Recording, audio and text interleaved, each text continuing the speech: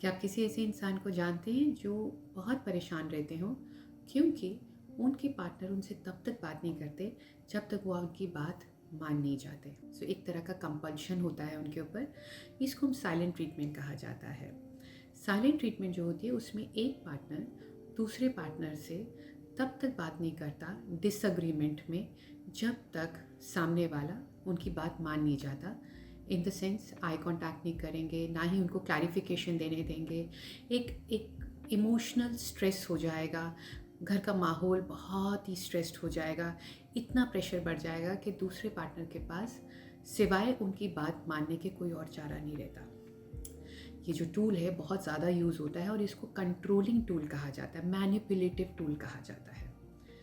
इसको यूज़ क्यों किया जाता है? उसको यूज़ ही इसलिए किया जाता है कि वो आपको मेंटली ब्रेक इस लेवल तक कर सके कि विदाउट एनी डिस्कशन या विदाउट एनी डिबेट या कोई बातचीत के आप उनकी बात मान लें। और इसके जो इफ़ेक्ट्स होते हैं हमारे माइंड में बहुत ही ज़्यादा ख़राब होते हैं। This is a sort of abuse, this is a sort of a mental trauma. जो उसकी जो इफ़ेक्ट्स आते हैं दिमाग पर वो मेंटल ट्रॉमा के आते हैं। और इसमें बहुत सारी चीज़ें ऐसी हो सकती हैं जैसे कि लॉस ऑफ इंटरेस्ट हो सकता है, लॉस ऑफ फोकस हो सकता है।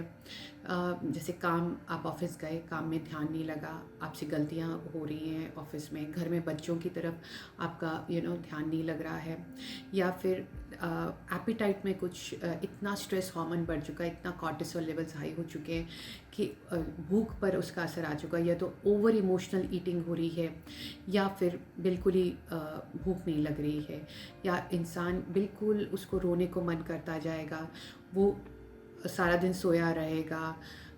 इतना ज़्यादा उसके इफ़ेक्ट्स आ जाते हैं, बॉडी पर इतने ज़्यादा आ जाते हैं कि उस समय कितने लोगों को लगता है कि वो बीमार हो गए हैं। इस तरह के होते हैं। काम में बहुत सारे इफ़ेक्ट्स आते हैं, फैमिली में और लोगों पे, जो घर में बच्चे हैं, बड़े हैं, उन सब पे इफ़ेक्ट्स आते हैं। क्योंकि अगर एक इंसान इस दौर से गुज़र रहा है, क्योंकि जो उसको ट्रॉमा मिल रहा है उसके भी वो इफ़ेक्ट्स बाहर देगा ही देगा।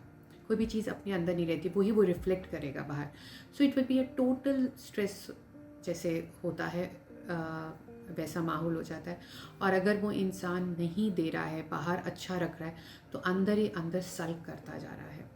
सो जो साइलेंट ट्रीटमेंट होती है, ये ज़्यादातर जो सक्सेसफुल होती है वो पहली तो हर एक पे होती भी नहीं है। ये या तो एम्पैथ्स पे बहुत सक्सेसफुल होती है, सेंसिटिव पर्सनालिटीज़ पे बहुत सक्सेसफुल होती है, हाइपर सेंसिटिव पर्सनालिटीज़ पे बहुत सक्सेसफुल होती है।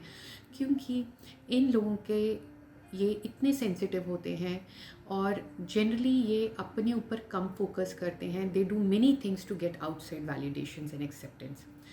तो जब इनके पार्टनर इनसे बात नहीं करते तो that is a very painful thing for them.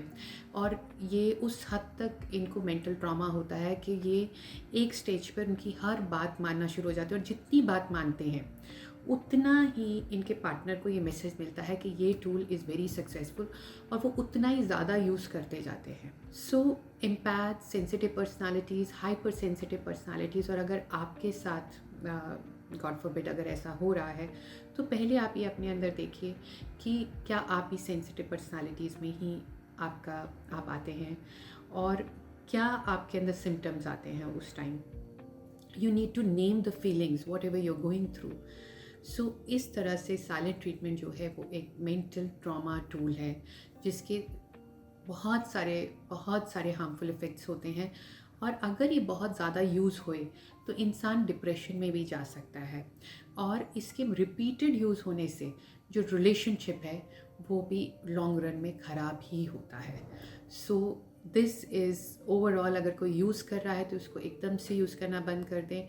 और अगर कोई आप पे यूज़ कर रहा है तो मैं अपने फर्दर वीडियोस में आपको ये बताऊंगी कि कैसे इस ट्रैप से बाहर निकलना है।